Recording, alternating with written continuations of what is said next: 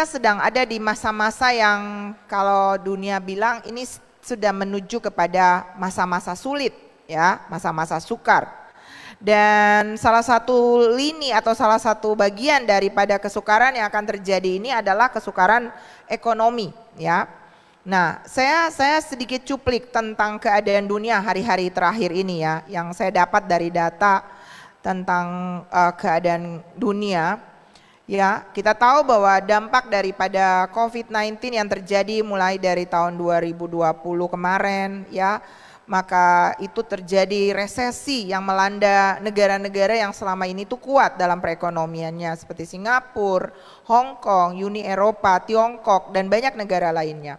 Adanya PHK dan jumlah pengangguran yang semakin meningkat. Ya, di Jakarta saja pada waktu itu diprediksi 500.000 pekerja telah terkena PHK. Dan Badan Perencanaan Pembangunan Nasional Bappenas memprediksi bahwa pada tahun 2021 angka itu akan menyentuh 12,7 juta dan akan terus bertambah sampai hari ini, ya. Kemudian tahun 2022 dan 2023 Menteri Keuangan mengatakan bahwa pertumbuhan ekonomi global akan melemah, ya. Direktur Pelaksanaan Dana Moneter Internasional IMF mengatakan resiko resesi dan ketidakstabilan keuangan akan terus meningkat. Dan prospek ekonomi global gelap akibat goncangan COVID, perang yang terjadi di mana-mana termasuk Rusia dan Ukraine, bencana iklim di semua benua, itu semua menjadi pemicu. Bahkan Ibu Sri Mulyani mengatakan bahwa perekonomian dunia bakal mengalami resesi di tahun 2023, ya. Tinggal berapa bulan lagi kita akan masuk ke tahun 2023. Bapak Presiden mengatakan bahwa ekonomi dunia 2022 sudah sulit. Tetapi tahun depan itu bukan sulit tapi gelap, ya. Ini dikatakan setelah beliau bertemu dengan para pemimpin dunia, ya, dan mereka membahas tentang krisis global, ya, yang akan terjadi di seluruh dunia. Dan ini bukan cuma di Indonesia, ya. Sekjen PBB dan IMF katakan akan ada 66 negara yang ambruk ekonominya. Tidak secara bersamaan memang, tapi bertahap. Dan ini akan menimbulkan ratusan juta orang di dunia yang mengalami kelaparan. 320 orang diprediksi akan mengalami kelaparan akut. Nah loh, kelaparan akut tuh kayak apa ya? Lapar banget gitu ya.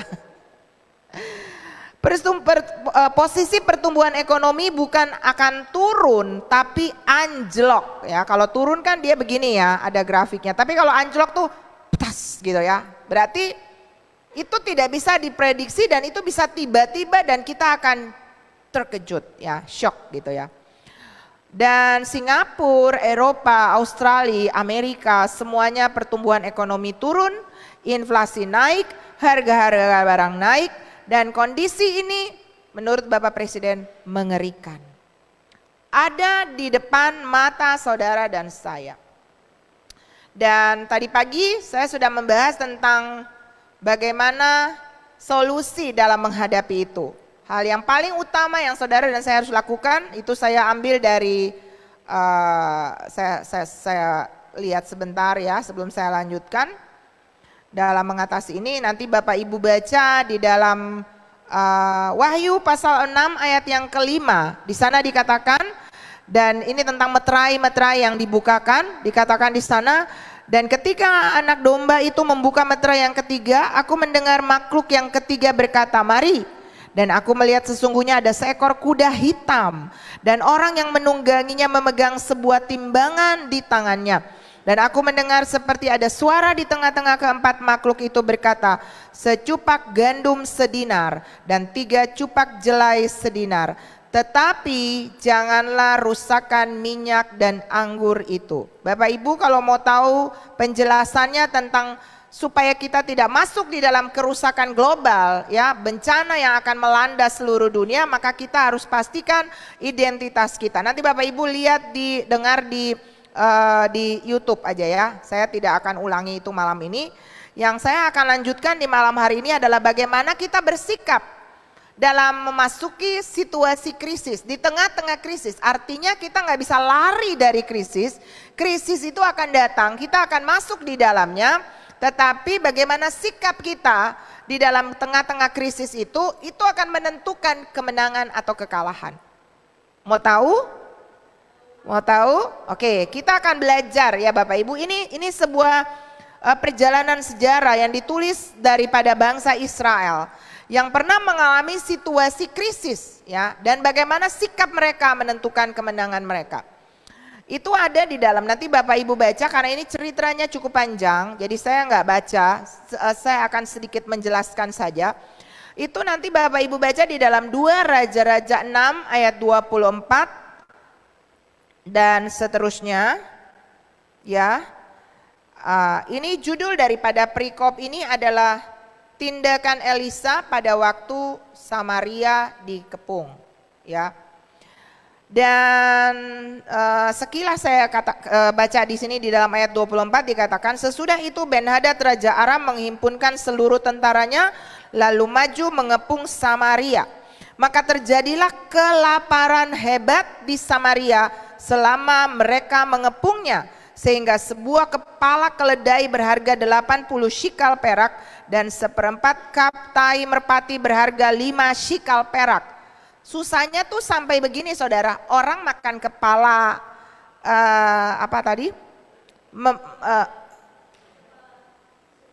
mereka makan apa? Kepala keledai dan mereka makan apa? Tai merpati, dijual mahal. Bahkan nanti kalau kita baca selanjutnya akan parah saudara sampai terjadi kanibalisme. Ya, mama makan anak. Ya, kisahnya itu kalau nanti Bapak Ibu baca, ini terjadi peperangan di mana Raja Aram maju untuk mengepung ataupun untuk menghancurkan Samaria ya dalam hal ini. Dan saudara, itu Samaria itu daerah berkubu. Dan pada masa itu kalau daerah berkubu, kalau mereka perang ya, maka kalau mereka maju menyerang, biasanya di atas karena ini kubu ya, tembok-temboknya tebal, maka para pemanah akan memanah sehingga orang-orang itu tidak bisa masuk gitulah, tidak bisa memenangkan peperangan itu. Maka strategi yang dipakai oleh si Ben-Hadad Raja Aram ini apa? Dia kepung Samaria, dia hadang pasokan makanan, sehingga Samaria nggak ada pasokan makanan ke situ. Lalu karena tidak ada pasokan makanan, yang terjadi adalah Samaria kehabisan makanan. Contoh nih, Indonesia misalnya ya, dikepung daerah kita, lalu dilarang masukkan makanan. Ya kalau Indonesia mah negara agraris gitu ya, kita bisa bercocok tanam gitu. Dan tapi yang terjadi di sini adalah saking susahnya, sehingga akhirnya terjadi kelaparan yang sangat hebat di Samaria pada waktu itu. Kelaparan yang sangat luar biasa yang menyengsarakan warga Samaria dan mengakibatkan kelaparan yang merajalela. Ya, di sini dikatakan bahwa mereka berhasil mengurung Samaria sehingga kepala keledai dan kotoran merpati menjadi mahal. Kepala keledai dan kotoran merpati kenapa mahal? Dimakan. Ngeri ya. Mereka terpaksa melakukannya. Saking susahnya sampai satu kali ya, di sini kalau nanti kita baca, di sana dikatakan bahwa raja pada waktu itu, raja Israel yaitu Yoram, dia harus akhirnya mengadili sebuah kasus kanibalisme. Di mana ada 2 orang ibu yang karena kelaparan ya, lalu akhirnya mama yang satu bilang begini, hari ini kita makan anakmu ya. Lalu mereka makan anak daripada ibu A. Lalu besoknya giliran mama B punya anak, tapi mama B sembunyikan anaknya.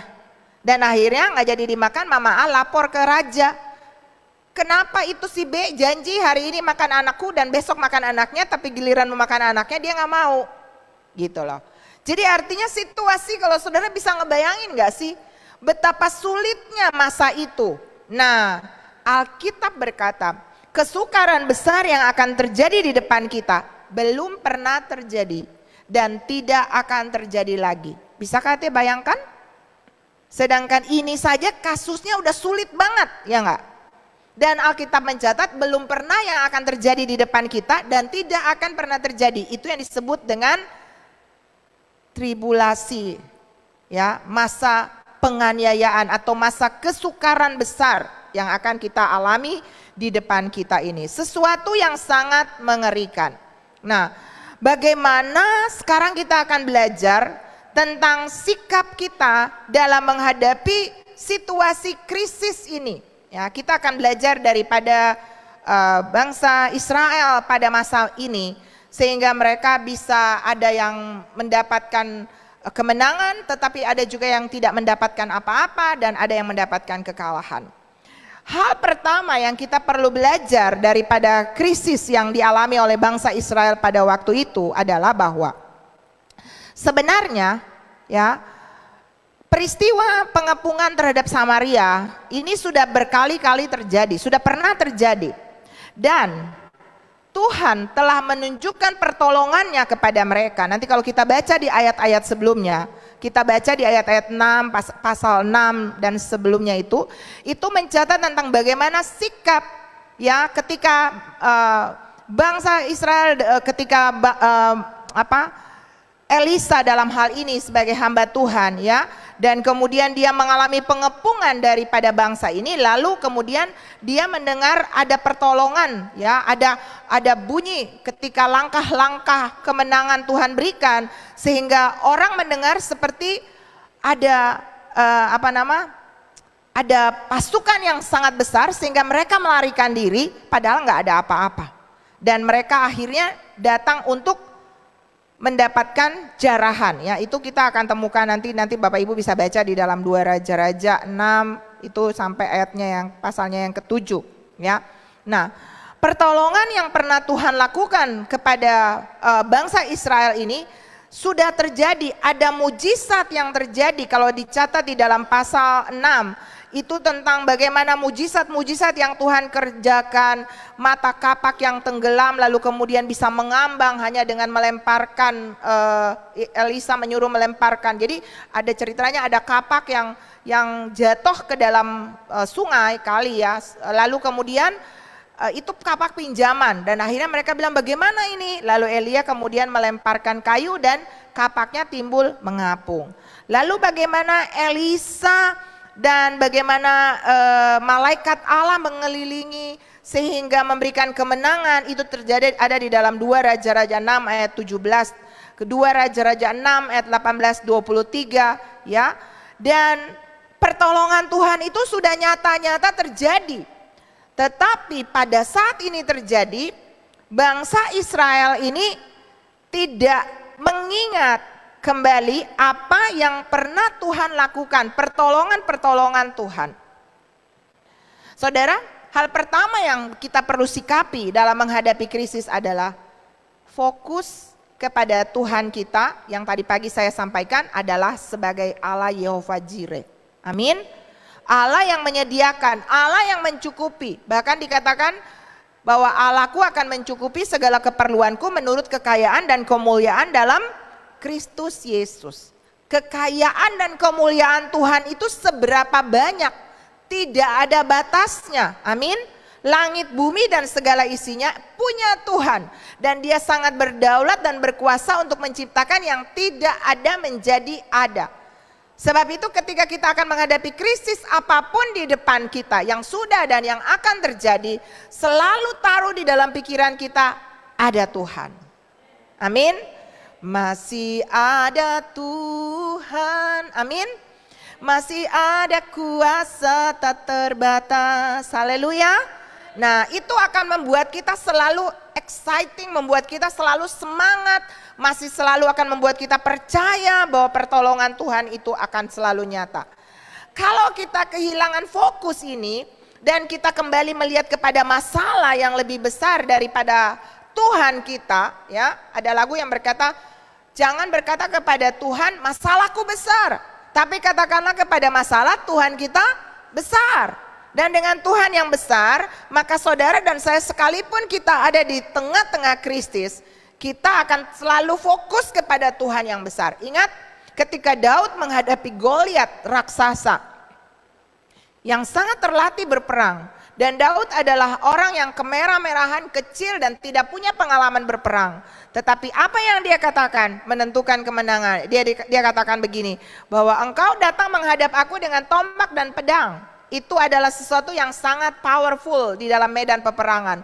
Tapi aku mendatangi engkau dengan Allah barisan segala tentara Israel. Wow.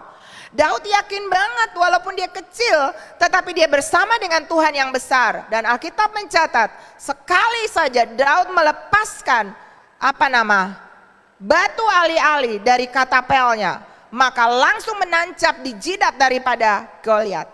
Apakah Daud seahli itu dalam menembaknya? No. Yang saya percaya adalah malaikat seisi surga ikut berperang bersama dengan Daud. Haleluya. Amin. Dan ketika kita menyadari bahwa kita tidak sendirian, bahwa Tuhan menemani kita, bahwa Tuhan menolong kita, kita nggak perlu takut, kita nggak perlu fokus kepada krisis yang besar, tapi kita harus fokus kepada Tuhan yang besar. Jangan pernah lupa tentang penyertaan dan kebaikan Tuhan. Itu salah satu rahasia kemenangan kita hari lepas hari. Haleluya. Setiap hari kita akan punya masalah. Kadang-kadang masalah itu nggak pakai WhatsApp, nggak pakai email dulu, nggak pakai telepon dulu, tiba-tiba bisa datang, ya. Dan bisa tiba-tiba dari orang-orang di sekeliling kita yang membuat kita down, yang membuat kita takut, yang membuat kita mengalami begitu banyak depresi. Tapi saya percaya bahwa kalau saudara dan saya mengandalkan Tuhan, Yeremia 17 ayat yang kelima berkata, terkutuklah orang yang mengandalkan manusia, yang mengandalkan dirinya sendiri, yang hatinya menjauh dari Tuhan. Tapi Yeremia 17 ayat 7 berkata, diberkatilah orang yang mengandalkan Tuhan. Saudara mau mengandalkan diri sendiri? Mau mengandalkan manusia? Manusia itu bisa, tapi belum tentu mau menolong kita. Manusia juga mungkin mau, tapi nggak bisa. Dia punya keterbatasan. Ada yang mau nggak mampu, ada yang mampu nggak mau. Ya, tapi Tuhan adalah Tuhan yang mampu dan Tuhan yang mau. Wow, haleluya. Dan dengan Tuhan yang mampu dan mau itu, kita akan mengatasi semua krisis apapun yang datang dalam kehidupan kita. Mazmur 46 ayat 2 berkata, Allah itu bagi kita tempat perlindungan. Tuhan itu bagi kita tempat perlindungan dan kekuatan. Tuhan itu bagi kita tempat perlindungan dan kekuatan. Nyanyi sama-sama. Sebagai penolong dalam kesesakan, sangat terbukti, amin. Sebagai penolong dalam kesesakan, sangat terbukti. Mana nih pemain musiknya? Nggak ada satupun yang tergerak hati naik ke depan sini ya. Ayo Usbel. Oh kalau Bella tuh katanya kalau main gitar kresek-kresek. Rani, ayo Rani.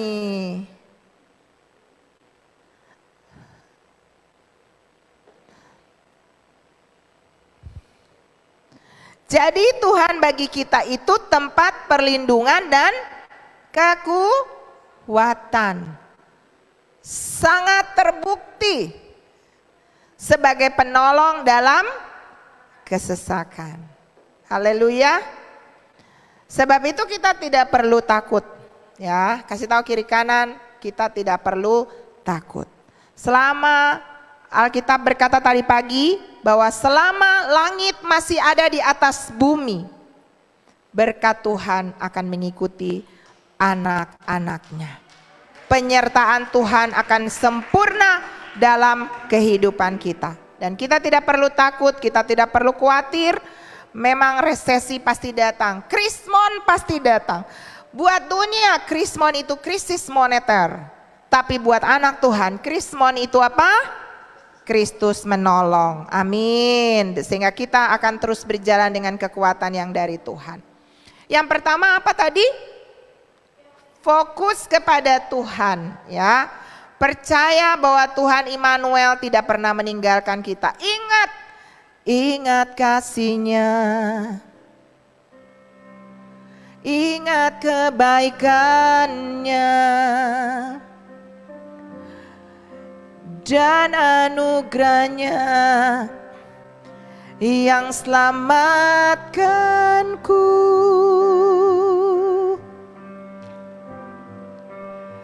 Sebab kasih-Nya setinggi langit, kasih setia Allah pada kita.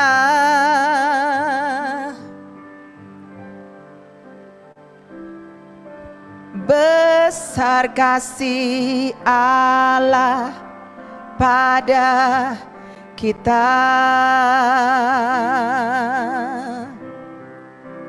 Katakan sama-sama, ku takkan lupa, yes, kasih-Nya.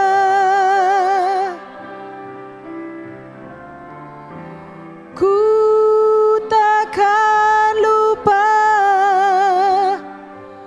anugerahnya. Dia penuhkan, Dia penuhkan,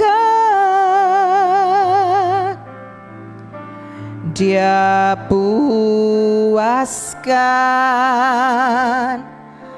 hasratku.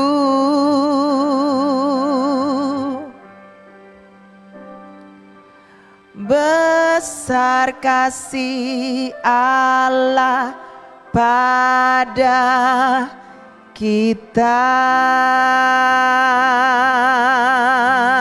Haleluya. Beri tepuk tangan yang paling meriah buat Bapak kita yang baik, yang selalu menyediakan yang terbaik bagi anak-anaknya. Amin. Yang kedua, saudara, bagaimana sikap kita? Ya, jadi sikap kita selalu fokus pada kebaikan Tuhan, ingat tentang penyediaannya yang tanpa batas, tetap berharap kepada Dia karena bagi Tuhan segala sesuatu mungkin dan tidak ada yang mustahil bagi Dia, bagi orang yang percaya juga. Yang kedua adalah ketika saudara melihat krisis, ini ujian yang selalu datang buat saya. Apa itu? Don't be panic. Jangan panik. Tenang. Ketika saya sampaikan ini kepada saudara, saya sedang berbicara kepada diri saya sendiri. Karena saya orang yang paling mudah, gampang panik ketika situasi terjadi. Saya gampang panik. Tapi firman Tuhan datang malam ini kepada saudara dan saya, kita bisa berubah setiap saat. Selama masih ada hayat di kandung badan, kita bisa berubah. Katakan amin. Kita bisa berubah dan bisa dan bisa dan bisa. Yesaya 30 ayat 15 dan 16 berkata, sebab beginilah firman Tuhan Allah yang Maha Kudus, Allah Israel. Dengan bertobat dan tinggal diam, kamu akan diselamatkan. Dalam tinggal tenang dan percaya.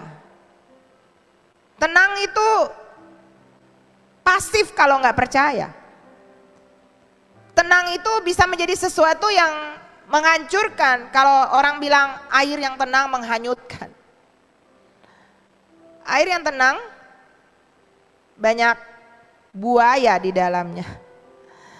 Tapi yang disebut dengan ketenangan adalah ketenangan sejati yang datang daripada Tuhan. Yang memberikan kedamaian di hati kita. Karena percaya kita tidak pernah sendirian. Karena percaya bahwa Tuhan ada dengan kita, yang akan menolong kita. Dikatakan di sini, di dalam tinggal tenang dan percaya. Tenang yang tanpa percaya itu tenang yang pasif. Yang tidak melakukan apa-apa, yang tidak bisa berkarya bagi kerajaan Allah. Tapi yang disebut dengan tenang dan percaya itu adalah ketenangan yang aktif. Ketenangan yang mempercayai janji Tuhan, memegang janji Tuhan, mendeklarasikan janji Tuhan, dan hidup dengan percaya. Bahwa apapun krisis yang terjadi dalam kehidupan saudara, Tuhan itu gak buta. Tuhan itu gak tuli. Tuhan itu adalah Tuhan yang mendengar seruan-seruan kita. Pernah gak Saudara berdoa dan sepertinya jawaban belum datang. Apakah Anda pernah bertanya, di manakah Tuhan? Apakah Tuhan mendengarkan doa saya?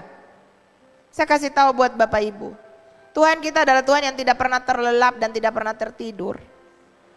Bahkan ketika orang-orang yang ada di sekeliling kita tertidur, saya pernah mengalami satu fase dalam hidup saya di mana saya mengalami yang namanya depresi terselubung. Dan saya nggak bisa tidur. Semalam-malaman mata saya terbuka dan saya tidak bisa tidur. Dan orang yang saya paling cintai yaitu suami saya pun dia berkata bahwa sayang, malam diciptakan untuk tidur. Dan dia tidur. Saya nggak tahu tidur beneran atau tidur sambil nguping. Tapi yang pasti dia tidur. Kenapa? Dia mempercayai bahwa Tuhan yang akan menjaga saya. Ada banyak kali dalam kehidupan kita. Kemarin saya punya satu saudara ya, dia bersaksi, dia cerita. Satu malam anaknya itu belum pulang. Anaknya laki-laki, udah melayani Tuhan. Lalu anaknya itu pergi dan dia belum pulang malam. Dan saudara tahu apa yang mamanya lakukan? Mamanya jalan. Perjalanannya tuh cukup jauh ya, kira-kira dari mungkin dari itu ya, dari airport ya. Kira-kira dia jalan kaki dari airport sampai ke sini. Bisakah saudara bayangkan? Dan dia jalan kaki itu jam 12 malam sampai mungkin jam 2 malam. Di samping kanan jalan dengan harapan, karena itu arahnya itu satu arah. Dengan bayangan adalah dia akan bertemu dengan anaknya di tengah jalan. Seorang ibu yang begitu mengkhawatirkan anaknya, lalu kita bilang sama dia begini, adiknya bilang sama dia, saya juga bilang sama kakak saya ini bahwa kamu menjadikan dirimu Tuhan. Dan tidak mempercayai Tuhan yang mampu menjaga anakmu dan bukan dirimu sendiri. Kadang-kadang kita masuk di ranah ini, kita panik. Ya, dan Alkitab berkata di sini bahwa di dalam tinggal tenang dan percaya terletak kekuatan kita. Ya, itu kita kembali ke ayat yang tadi, Yesaya 30, 15, 16. Tetapi ketika kita tidak tenang, kita bereaksi salah dan kita tidak percaya kepada Tuhan, maka kita dikatakan di sini, kamu enggan. Berarti kita menolak untuk tenang dan mempercayai Tuhan. Maka dikatakan di sini, dikatakan orang yang seperti ini berkata, bukan, kami mau naik kuda dan lari cepat. Apa maksudnya? Mau pakai cara-cara sendiri, mau pakai kekuatan sendiri. Maka firman Tuhan bilang, maka kamu akan lari dan lenyap, akan lari dan hilang, akan gak punya hasil apa-apa. Kami mau mengendarai kuda tangkas, maka para pengejarmu akan lebih tangkas lagi. Masalah akan lebih kencang mengejar saudara. Masalah akan lebih keras menghimpit kita. Krisis akan datang mewabah dalam kehidupan kita. Kenapa? Karena kita mengandalkan kekuatan sendiri. Dan Yeremia 17 ayat 5 berkata, terkutuklah orang yang mengandalkan kekuatannya sendiri. Salah satu pesan yang Tuhan selalu dengungkan, ya, bahwa ketika terjadi krisis, tenang, jangan panik. Ketika orang panik, maka keputusan-keputusan yang diambil pasti akan menjadi salah. Salah satu kepanikan yang membuat hasil yang membahayakan itu tadi, saudara, kepanikan yang membuat akhirnya keputusasaan, ya. Dan yang terjadi adalah bahwa ibu makan anak, itu panik. Sehingga bagaimana caranya, yang penting saya kenyang. Mereka lupa dengan pertolongan Tuhan yang pernah terjadi. Mereka bukan berteriak berdoa minta tolong sama Tuhan, tapi mereka pakai caranya sendiri, makan anak. Itu adalah bentuk daripada kepanikan. Coba kita lihat kembali kemarin ya, kejadian-kejadian yang terjadi ketika COVID-19 merajalela. Saya waktu itu di Jakarta. Satu waktu saya di WA sama teman saya yang ada di supermarket. Apa yang dia fotokan? Dia fotokan troli yang berisi dengan barang-barang. Ada beras, ada gula, ditimbun di situ. Sampai-sampai kita cari beras pada masa itu tuh susah. Lalu dia bilang begini, akan ada orang-orang yang sudah mulai stok barang. Ayo, yang bisa disimpan, disimpan. Lalu mereka stok barang-barang ya sampai akhirnya orang lain susah cari. Kembali kepada kita, akhirnya panik itu membuat kita jadi orang yang egosentris. Semuanya tentang bagaimana yang penting saya, ya. Dan Tuhan tidak mau kita seperti begitu ya. Seperti kedua mama ini, akhirnya makan anaknya sendiri karena panik, ya. Dan ini hal yang saudara dan saya perlu hati-hati sebagai anak Tuhan, selalu ingat bahwa di tengah badai, ketika saudara ingat badai terjadi di Danau Galilea ketika murid-murid sedang menyeberang, maka Alkitab mencatat di sini bahwa mereka membangunkan Tuhan, ya kan? Karena Tuhan ada bersama dengan mereka dalam perahu. Sebab itu pastikan kita tidak sendirian. Ada Tuhan dalam perahu kehidupan kita. Amin. Dan jangan biarkan dia tidur. Lalu ketika masalah datang baru kita jadikan dia unit gawat darurat. Beberapa orang jarang saya lihat, saya temuin. Tapi ketika mereka punya masalah, mereka minta didoakan. Maaf, itu sama dengan kita menjadikan Tuhan unit gawat darurat. Harusnya setiap waktu, setiap saat dalam keadaan baik atau dalam keadaan tidak baik, kita harus memprioritaskan Tuhan, mencari Tuhan dengan segenap hati. Ingat tadi pagi, orang Israel punya ayat-ayat firman yang ditulis di tangan, di dahi, digantung di pintu-pintu.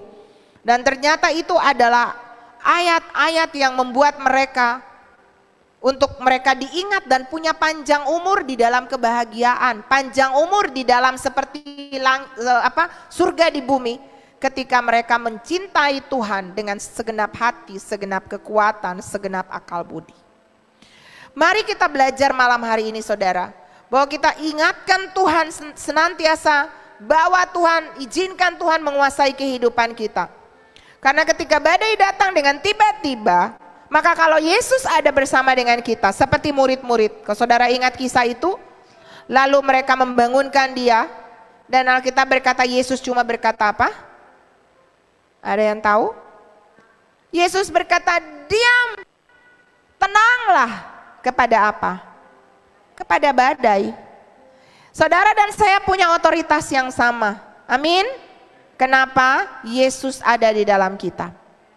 Saya sedang berlatih itu hari-hari ini. Kadang-kadang ada badai yang tiba-tiba datang, ada masalah yang tiba-tiba datang. Baru kemarin, baru semalam, baru seminggu lalu.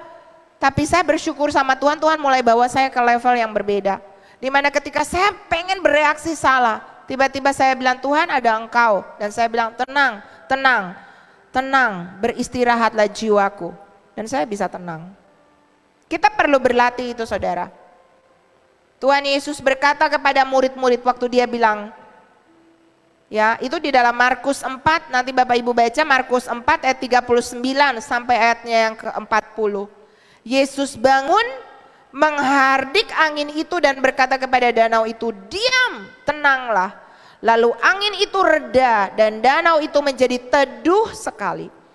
Lalu ia berkata kepada mereka, mengapa kamu begitu takut? Mengapa kamu tidak percaya? Jadi mari kita menjadi orang-orang yang percaya kepada Tuhan kita. Amin. Yang ketiga saudara, dalam menghadapi krisis. Yang kedua, jangan panik, tenang, percaya ada Tuhan. Yang ketiga adalah, ketika krisis datang, ini yang sering terjadi. Jangan pernah kecewa dan salahkan Tuhan. Yang kadang-kadang kita lakukan melalui hamba-hamba yang ada di sekeliling kita. Kalau kita baca tentang kisah ini, nanti kalau saudara baca di dalam pasal 6 ayat 30 sampai ayatnya 31. Ya, ketika raja mendengar bahwa ibu makan anak, kesusahan yang sangat melanda di Samaria, maka Alkitab mencatat di sini bahwa raja itu apa? Dia marah, lalu dia menyalahkan Tuhan untuk keadaan ini. Dia mengetahui bahwa ini adalah salah satu daripada bentuk hukuman Tuhan. Iya, 6 ayat 32. Dan Elisa juga tahu bahwa kemarahan Yoram, Raja Israel pada masa itu adalah bentuk kekecewaannya kepada Tuhan. Dan apa yang dia lakukan? Dia mau penggal kepala daripada Elisa. Coba saudara lihat di dalam ayatnya yang ke-33. Dia merasa bahwa tidak ada lagi gunanya untuk berharap kepada Tuhan. Mengapa aku harus berharap kepada Tuhan?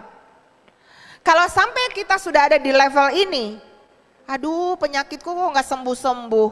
Sudah didoain Pastor Luther, sudah didoain hamba-hamba Tuhan yang lain. Saya udah puasa, tapi kok belum ditolong ya? Tuhan ada nggak sih? Ketika kita mulai mencurigai tentang keberadaan Tuhan, maka kita sudah masuk di ranah kecewa. Dan kakak daripada kecewa adalah pahit hati. Dan ketika kita pahit hati, tumbuh akar yang pahit yang akan membuat kita menjauh dari Tuhan. Dan di luar Tuhan atau menjauh dari Tuhan, kita nggak bisa bikin apa-apa. Sebab itu saudara, tetaplah berharap kepada Tuhan. Amin. Caranya adalah yang keempat, belajarlah untuk memperhatikan pesan Tuhan.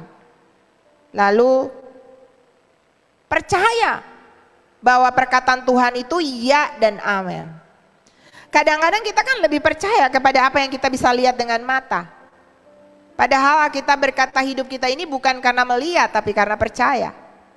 Dan ketika kita percaya, kita nggak lihat dengan mata dulu, kita imani. Iman itu melampaui apa yang bisa kita lihat dengan mata. Dan di sini dikatakan kalau dalam kisah ini kita baca di sana, ya, bahwa padahal itu Elisa sudah berkata bahwa akan ada pemulihan keadaan, ya. Dalam 2 Raja-Raja 7, ya, ayat 1, 2. Dibaca nanti di sana 16 sampai ayatnya yang ke-20. Di sana dikatakan bahwa akan ada pembalikan keadaan di mana kesusahan itu akan Tuhan pulihkan, ya. Tetapi ada satu orang prajurit pada waktu itu yang tidak percaya dengan apa yang dikatakan oleh Elisa. Dia berkata, manalah mungkin kalau akan terjadi pemulihan keadaan di Samaria. Ya, saya catat di mana ya. Elisa sudah berkata bahwa akan ada pemulihan keadaan. Dan itu datang daripada Tuhan sendiri. Dan sikapnya, di sini dikatakan, bentar saudara, bahwa di dalam ayatnya yang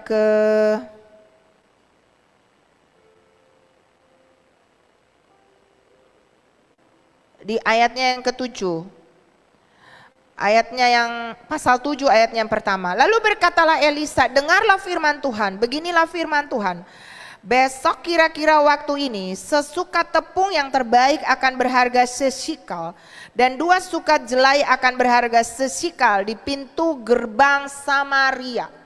Itu adalah pembalikan keadaan di mana yang tadinya kesusahan itu akan menjadi murah. Makanan akan jadi murah. Mereka akan menikmati berkat di pintu Samaria. Tapi ayat 2 saudara lihat. Tetapi perwira yang menjadi ajudan raja menjawab abdi Allah, katanya, sekalipun Tuhan membuat tingkap-tingkap di langit, masakan hal itu mungkin terjadi? Wow, ini adalah bentuk ketidakpercayaan. Dia lebih percaya dengan keadaan sulit. Berapa sering kita juga mengalami hal yang sama. Kita lebih fokus kepada masalah kita lebih daripada Tuhan kita yang besar. Lalu Elisa berkata kepada orang itu, sesungguhnya engkau akan melihatnya dengan matamu sendiri, tetapi tidak makan apa-apa daripadanya. Dan Alkitab mencatat, nanti kalau saudara baca terus di ayat-ayat selanjutnya, ya, dikatakan di sana bahwa itu terjadi, ya, Orang-orang ini mendengar langkah-langkah kaki daripada orang kusta yang masuk ke daerah itu, dan mereka mendengar itu sebagai bunyi kereta, bunyi kuda, bunyi tentara yang besar. Itu dalam ayat yang ke-6. Sehingga berkatalah seorang kepada yang lain, sesungguhnya Raja Israel telah mengupah raja-raja orang Het dan raja-raja orang Misraim melawan kita supaya mereka menyerang kita. Ayat 7, karena itu bangkitlah mereka melarikan diri dari waktu senja dengan meninggalkan kemah dan kuda dan keledai mereka serta tempat perkemahan itu. Dengan begitu saja mereka melarikan diri menyelamatkan nyawanya. Ketika orang-orang yang sakit kusta itu sampai di pinggir tempat perkemahan, masuklah mereka ke dalam sebuah kemah, lalu makan dan minum. Sesudah itu mereka mengangkut dari sana emas dan perak dan pakaian. Ini mereka menjarah. Mereka menjarah barang-barang musuh yang telah membuat mereka miskin, saudara. Masuk ke dalam kemah, mengangkut barang dari sana, kemudian pergi menyembunyikannya. Lalu mereka akhirnya bilang, kayaknya kita nggak fair deh, masa kita cuma menikmati sendiri. Lalu akhirnya mereka pergi dan memanggil orang-orang di pintu gerbang kota, menceritakan apa yang terjadi. Lalu yang terjadi adalah orang-orang pergi untuk mengambil hasil daripada barang-barang jarahan itu, saudara. Dan Alkitab mencatat bahwa orang pegawai yang tidak percaya tadi, yang berkata mana mungkin terjadi pembalikan keadaan, apa yang terjadi dengan dia? Dia mati diinjak-injak di pintu dan dia cuma melihat bagaimana orang menjara, mendapat keuntungan berkat yang banyak, tapi dia nggak menikmatinya, dia mati. Jangan sampai saudara kita tidak mempercayai perkataan hamba Tuhan atau nabi-nabi seperti Elisa ini. Kadang-kadang kita lebih memikirkan apa yang kita punya di pikiran ini yang menurut saya ini baik, yang menurut saya ini benar. Tapi kita nggak punya yang namanya teachable spirit, mau dibilangin, mau diajar. Kita pikir kita paling pintar, kita paling tahu.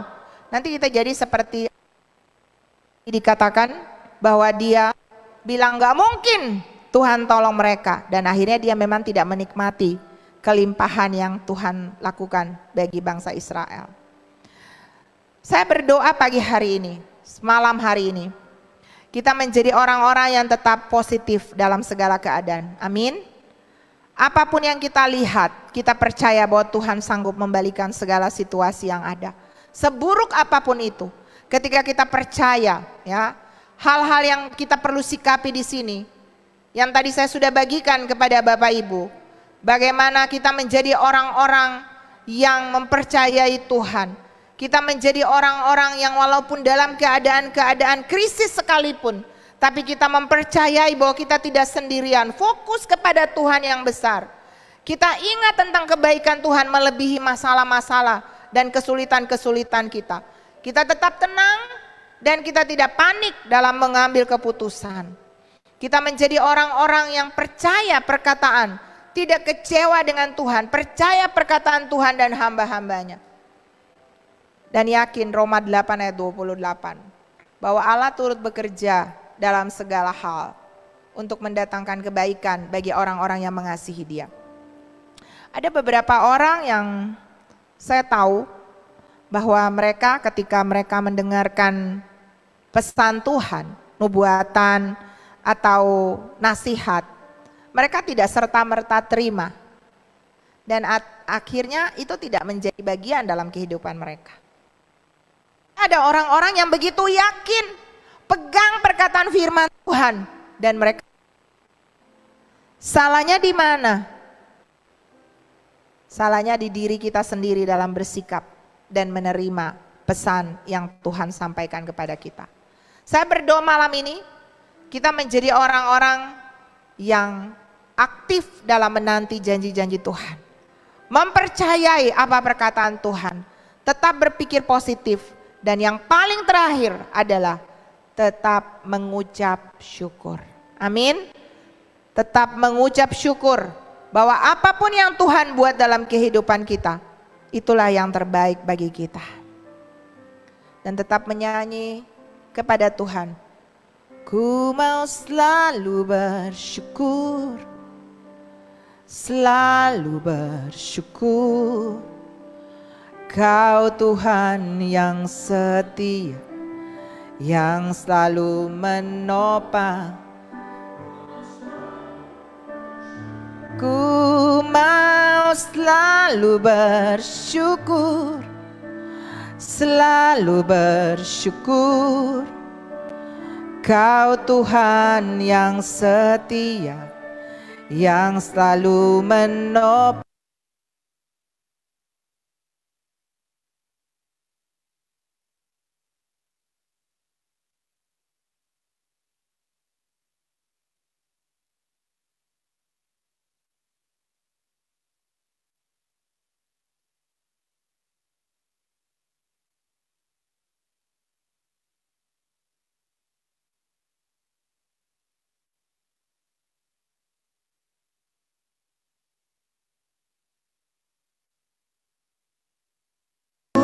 Selalu bersyukur, selalu bersyukur.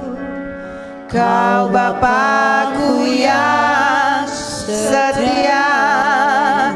Ku mau, mari angkat tangan bagi Tuhan. Selalu bersyukur.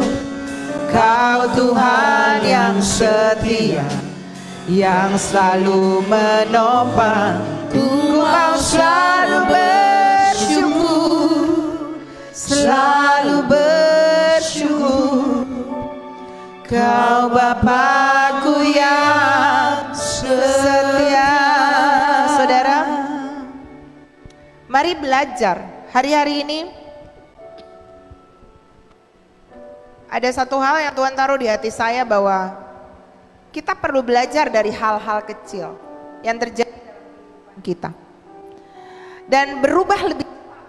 Artinya kalau dari kehidupan kita, sisi-sisi kelemahan kita yang Tuhan koreksi, jangan dicuekin, tapi berbenah, sehingga kita tidak menjadi seperti orang yang menerima pesan bahwa akan terjadi pembalikan keadaan. Tapi karena dia gak percaya, dia bilang mana mungkin. Bahkan kalau Tuhan turun pun gak mungkin. Dan dia memang tidak menikmati janji Tuhan. Akan ada penyediaan dan janji-janji Tuhan bagi orang-orang yang berharap kepada dia. Tapi bagi orang-orang yang meragukan kuasa Tuhan, akan dapat apa-apa. Saya mau berdoa kepada saudara malam hari ini yang kadang pergumulan-pergumulan hidup yang kita alami, kita bilang, apakah Tuhan masih ada? Apakah Tuhan dengarkan doa saya? Apakah Tuhan sanggup menolong saya? Kalau itu ada, sekecil apapun, segera dibenahi, segera minta ampun, dan minta Tuhan tolong memberikan iman kepada saudara, untuk saudara dan saya bisa berubah dengan cepat, mempercayai Tuhan bahwa pertolongannya itu ya dan amin dalam hidup kita. Kalau itu saudara, dan malam ini saudara bilang saya mau untuk belajar tenang dan mempercayai Tuhan dalam segala keadaan. Krisis yang ada di depan kita adalah krisis yang sangat besar. Yang sekarang saja yang kecil kadang-kadang kita sudah keteteran. Bagaimana nanti di depan? Latih diri dari sekarang untuk bagaimana kita mengandalkan dan bergantung kepada Tuhan. Kalau itu saudara, mari angkat tangan kepada Tuhan dan katakan, aku mau Tuhan, bantu aku Tuhan. Tuhan, aku berdoa kepada anak-anak-Mu Tuhan. Dalam perjalanan hidup iman kami, kadang-kadang kami jatuh bangun dalam mempercayai janji-janji-Mu. Tapi malam ini firman Tuhan datang untuk bagaimana kami merubah sikap kami dalam menghadapi krisis apapun. Ekonomi, keluarga, pribadi, kesehatan. Untuk kami fokus kepada Tuhan yang besar, bukan kepada masalah kami. Untuk kami belajar mempercayai dan memegang janji Tuhan. Kalaupun itu datang melalui hamba-hamba-Mu, kami belajar untuk mempercayai. Yakinkan bahwa lebih daripada apa yang menurut mata kami bisa terjadi, tapi Tuhan sanggup melakukan melebihi itu. Kami mau percaya itu Tuhan, dan kami tidak mau panik, kami mau tenang. Bantu kami Roh Kudus. Dan aku berdoa malam ini bagi anak-anak-Mu itu Tuhan, yang sedang membutuhkan kekuatan daripada Tuhan. Untuk kami terus berjalan bukan karena apa yang kami lihat, tapi apa yang kami percaya, bahwa kami ke level itu. Bahwa kami hidup bukan karena melihat, tapi karena percaya. Hamba-Mu sendiri dan semua anak-anak-Mu Tuhan, bawa kami untuk masuk ke level itu. Kami hidup bukan karena melihat, tapi karena percaya. Mari ucapkan sama-sama, saya mau hidup bukan karena melihat, tapi karena percaya. Sekali lagi dengan yakin kita katakan, saya mau hidup bukan karena melihat, tapi karena percaya. Krisis boleh datang, tapi Yesus pasti menolong saya. Dan pertolongannya ya dan amin dalam kehidupan saya. Aku berdoa anugerah, kekuatan, kebaikan Tuhan turun bagi setiap kami, sehingga kami kuat dalam segala hal. Kami cakap menanggung segala hal bersama dengan Tuhan kami yang hebat. Di dalam nama Tuhan Yesus, haleluya, amin.